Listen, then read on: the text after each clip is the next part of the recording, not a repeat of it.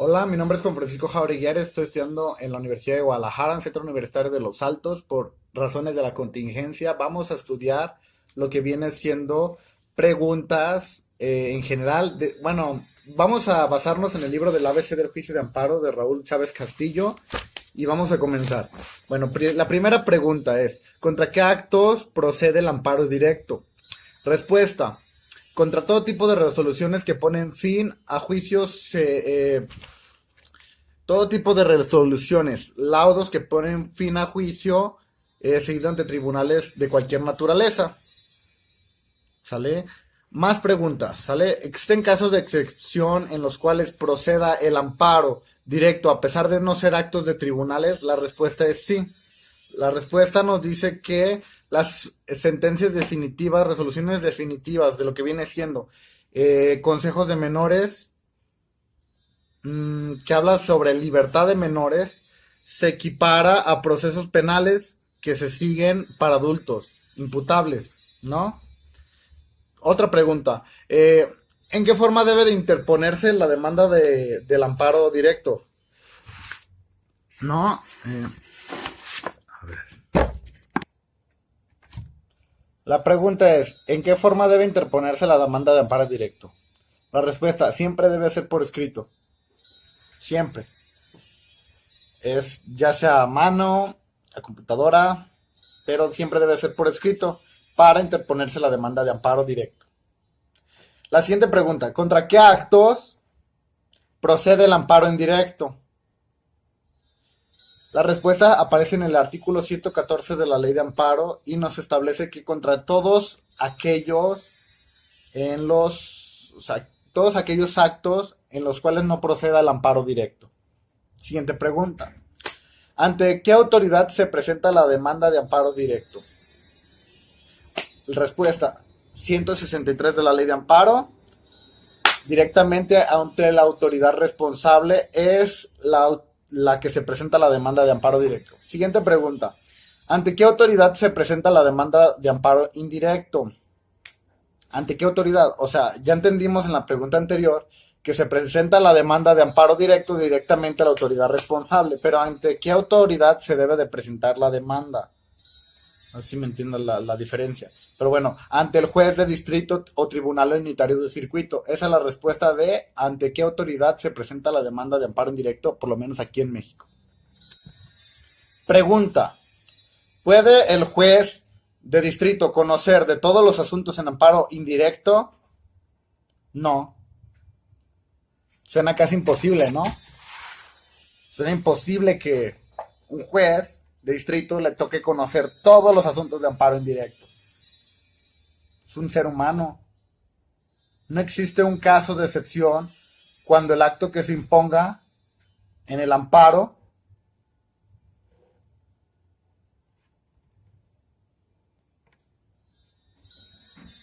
emane de un tribunal unitario de circuito.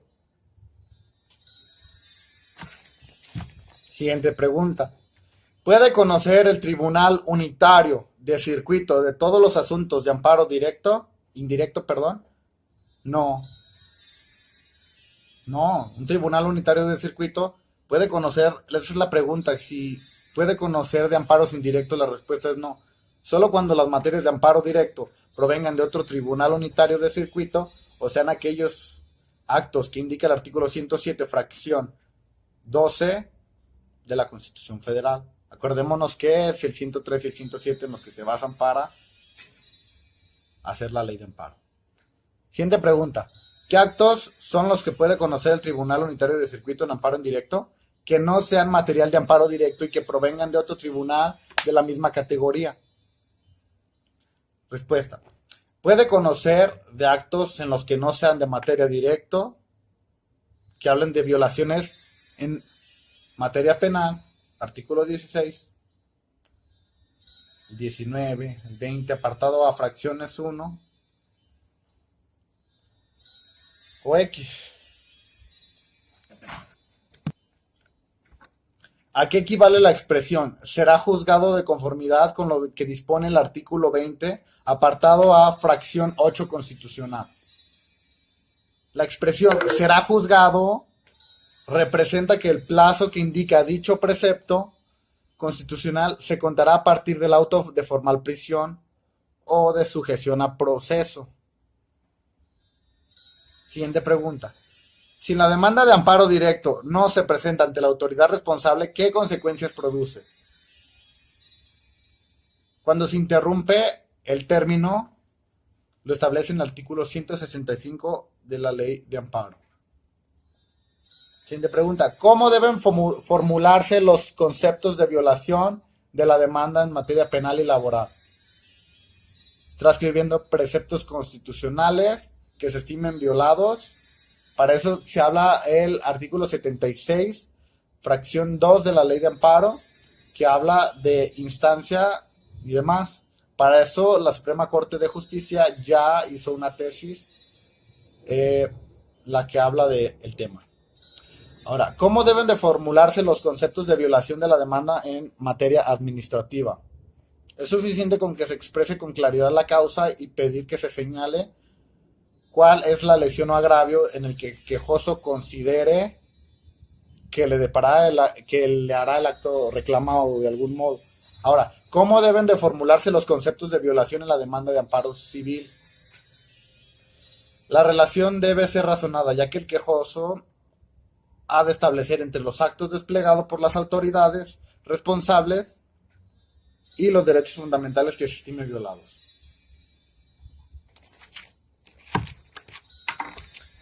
Ahora, ¿cuántas instancias se tramita el amparo directo? Una. Excepcionalmente en 2. Porque existen demandas de inconstitucionalidad que se habla de tribunal, tratados internacionales, reglamentos. Y los tribunales de circuito deciden si omiten la constitucionalidad alegada, y eso proviene de un principio de interposición de recursos de revisión contra de dicha sentencia. ¿Por qué se habla de que procede en principio? La procedencia es un recurso que está sujeta al criterio de la Suprema Corte de Justicia de la Nación, ya que el recurso se admitirá siempre y cuando se vaya a fijar un criterio de importancia y de trascendencia respecto a lo que habla de la constitucionalidad. Artículo 107, fracción 9 de la Constitución de México Federal. Ahora, ¿cuáles son las consecuencias de la rendición u omisión del informe con justificación en el amparo? Son diversas. Por decir, por regla general, la autoridad de amparo, al solicitar los informes justificados de las autoridades responsables, concede un término de 5 días.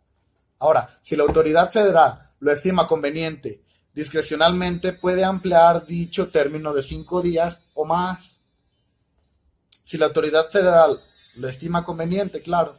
Ahora, si las autoridades responsables representan sus informes con justificación con posterioridad al término de 5 días, o en su caso, su ampliación es discrecional, presuntivamente se habla de que al quejoso, al menos 8 días antes de la audiencia constitucional, se le puede permitir que las existencias de los actos que se le atribuyen se le dé el seguimiento. Ahora, la consecuencia que se rinda el informe con justificación con suficiente anticipación o relación con fecha de la celebración de la audiencia constitucional es aquella a la que el juicio se le difiera.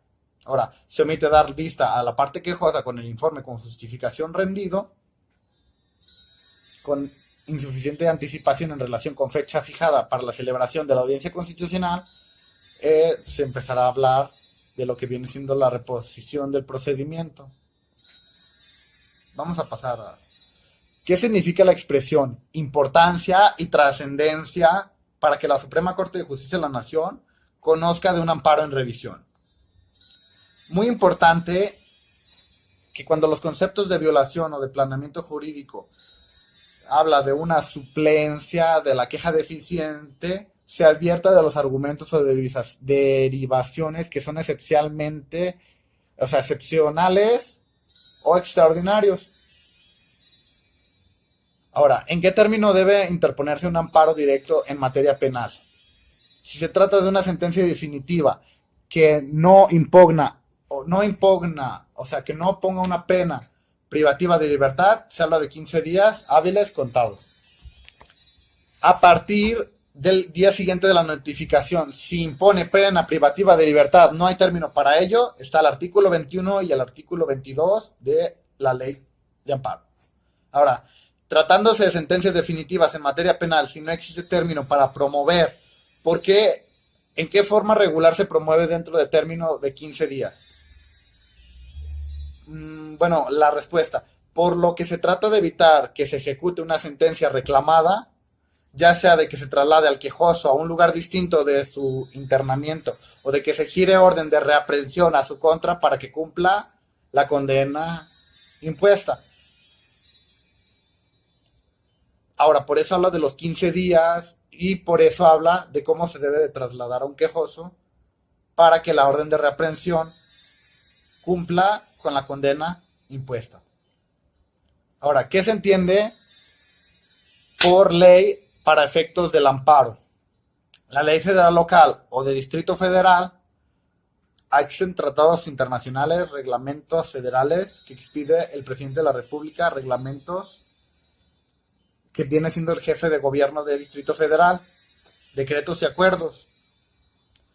Ahora, ¿qué facultad tiene una persona autorizada por el quejoso o el tercero perjudicado en el amparo? ¿Qué facultades es la que tiene la persona autorizada?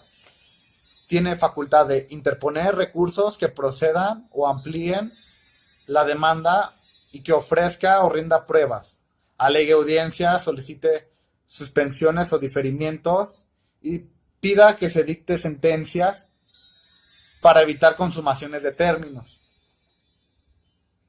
de caducidad, de sobrecimiento por inactividad procesal.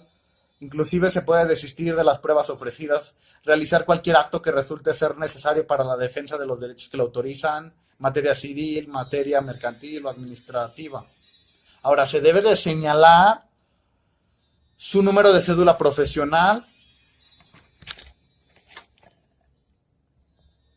y pues bueno, más o menos responde, ¿no? Ahora, en materia penal, el autorizado requiere título o carta de pasante de licenciado en Derecho para tener las facultades citadas. No.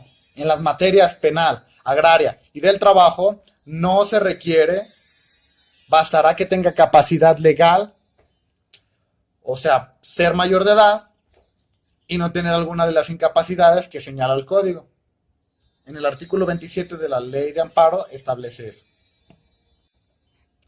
¿Quién puede tener la calidad de autoridad responsable en el amparo directo?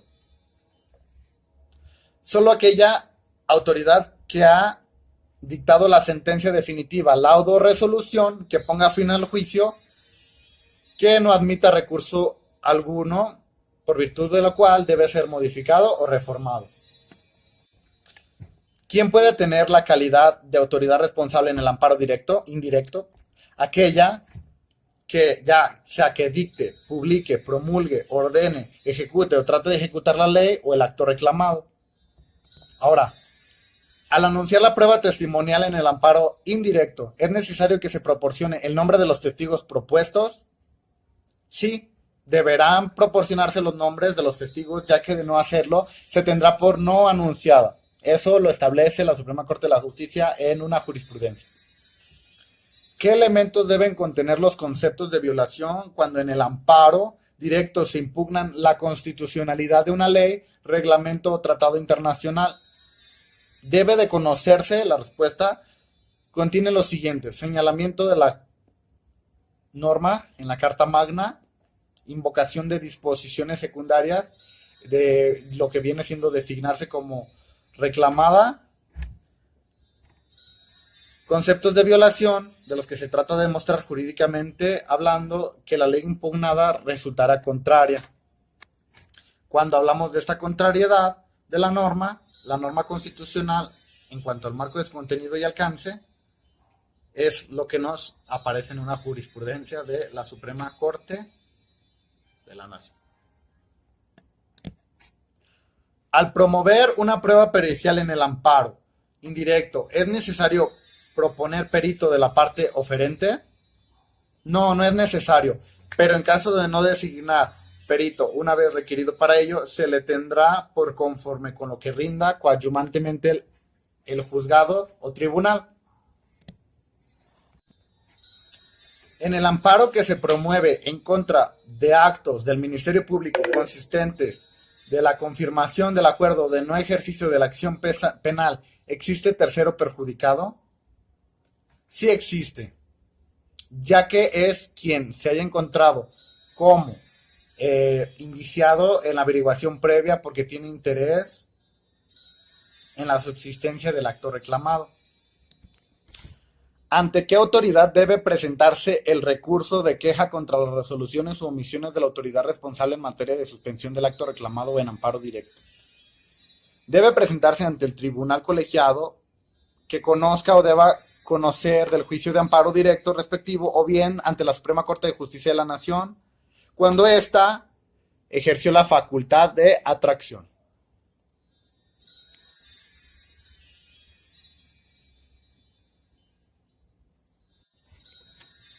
¿Ante quién debe interponerse el incidente de inconformidad? Cuando la parte interesada no estuviera conforme con la resolución que tenga por cumplida la ejecutoriedad de amparo en un escrito de inconformidad ante el propio órgano jurisdiccional que emitió la resolución que tuvo por cumplida la ejecución de amparo. ¿Sale? Entonces, ¿ante quién debe de promoverse este recurso este incidente de inconformidad? Solo cuando la parte no estuviera conforme con la resolución que tenga por cumplida la ejecutoria. ¿En qué término debe promoverse el incidente de inconformidad? Dentro de 5 días siguientes en que hayan surtido los efectos de la notificación, de la resolución, y eso lo establece en la fuente, es el Seminario Judicial de la Federación, tomo 12, y su Gaceta. ¿Qué sucede en caso de que el escrito relativo no se presente ante la autoridad que tuvo por cumplida la ejecutoria de amparo? La presentación del escrito correspondiente a una autoridad distinta a dicho órgano no interrumpe el término para promoverlo. ¿Qué sucede en caso de que no se presente dentro del término que fija la ley? Se desecha el incidente de inconformidad, novena época, eso lo establece Seminario Judicial de la Federación. ¿Puede resolverse un amparo indirecto por falta de pruebas que encontrándose ante la autoridad responsable no haya ofrecido al quejoso? No, porque el artículo 78, tercer párrafo de la ley de amparo impone la obligación al juez de distrito. ¿Puede un autorizado en términos del artículo 27 de la ley de amparo aclarar una demanda de amparo? Sí, siempre que en el auto aclaratorio se le haya tenido por autorizado con todas las facultades que indica el numeral 27 de la ley de amparo, así que no se puede aclarar.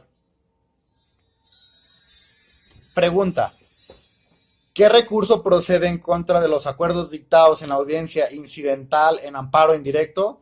Procede el recurso de revisión que se intente en contra del auto de suspensión definitiva que haya sido desfavorable en donde se puedan alegar violaciones cometidas en esa dicha audiencia. Ahora, ¿qué recurso procede en contra de los acuerdos dictados en la audiencia constitucional en amparo indirecto? Los recursos que también proceden es revisión, ya que se intenta contra la sentencia definitiva que haya sido desfavorable en donde se pueda alegar las violaciones cometidas en dicha audiencia, como lo establecíamos. El auto que se ordena la preparación y desahogo de pruebas en amparo indirecto puede impugnarse a través de algún recurso. Regularmente no admite recurso. Sin embargo, puede ser recurrido a través de recurso de queja, ya que este lo establece previsto en el artículo 95, fracción 6 de la ley de amparo, siempre y cuando las causas, un daño o perjuicio trascendente, grave, imposible de reparación, la sentencia definitiva, lo que da caso debe determinar el tribunal colegiado competente.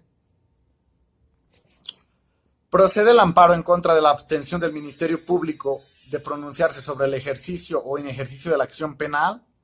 Sí, procede cuando el Ministerio Público no se pronuncie sobre si ejercita o no la acción penal. Eso lo establece en una jurisprudencia de la Suprema Corte de Justicia. ¿Qué recurso procede en contra del auto que declara una sentencia ejecutoriada en amparo directo?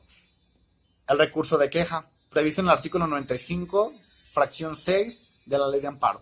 Sin embargo, no se puede alegar la ilegalidad de notificación, ya que se debe de promover el incidente de nulidad que primeramente declare la nulidad de notificación para que sirva a base de la queja. Ahora, deben de promoverse simultáneamente, pero dentro del término de 5 días. Ahora, debe notificarse personalmente a las partes el parte es el auto que decide sobre la suspensión provisional del acto reclamado. Al quejoso debe notificarse por medio de lista, salvo que éste esté privado de su libertad y no haya sido designado domicilio distinto donde se esté recluido. Ahora, para oír notificaciones en cuyo caso se le practicaran personalmente en el lugar donde se encuentre recluido, pues también podría suceder, pero mientras que el tercero perjudicado siempre debe de notificársele personalmente. ¿Puede emplearse la demanda en el amparo directo? Sí, sí puede emplearse, solo que se tendrá que hacer antes de que la autoridad responsable rinda un informe con justificación al presidente del tribunal colegiado de circuito y que se haya admitido la demanda. Sí, claro, pues tiene que ser con tiempo. ¿Qué recurso procede en contra del auto que se desecha la ampliación de una demanda de amparo indirecto? Procede el recurso de queja previsto en artículo 95 de la Ley de Amparo. ¿Qué recurso procede en contra del auto del presidente del Tribunal Colegiado de Circuito que desecha la ampliación de una demanda de amparo directo? Procede el de reclamación prevista en la Ley de Amparo. ¿Qué autoridad es competente para resolver un conflicto de turno suscitado entre tribunales de colegiados de circuito? Le corresponde a la comisión la creación de nuevos órganos del Consejo de la Judicatura Federal. Eso lo establecen en una jurisprudencia. Pregunta, ¿procede diferir de oficio la audiencia constitucional cuando el informe de justificación no se ha dado a conocer a la parte quejosa con anticipación de 8 días? Sí procede. El diferimiento de oficio de la audiencia constitucional para no dejar en estado de indefensión a la parte quejosa, se debe de dar una protección para ese estado de indefensión. Y eso lo aparece en lo que viene siendo Seminario Judicial de la Federación, que de ahí nos basamos. ¿Cómo debe de suspenderse la suspensión del acto reclamado en amparo directo penal cuando se solicita la libertad caucional? Libertad caucional. Se debe conceder de conformidad con el artículo 172 de la Ley de Amparo. Se reclama en el juicio de las garantías uninstancial la sentencia que condenó al quejoso a sufrir una pena privativa de la libertad. Por su responsabilidad en la comisión de un hecho lícito, la autoridad responsable será quien decida sobre la suspensión de la ejecución del acto reclamado, teniendo por efecto al quejoso quede a disposición del tribunal colegiado de circuito competente por mediación de la autoridad que haya suspendido la ejecución en relación con su libertad personal, el cual puede promoverlo o, de algún modo, el circuito competente por mediación de la autoridad que haya suspendido la ejecución en relación con su libertad personal, puede ponerlo en libertad caucional cuando no se trate de algún delito grave.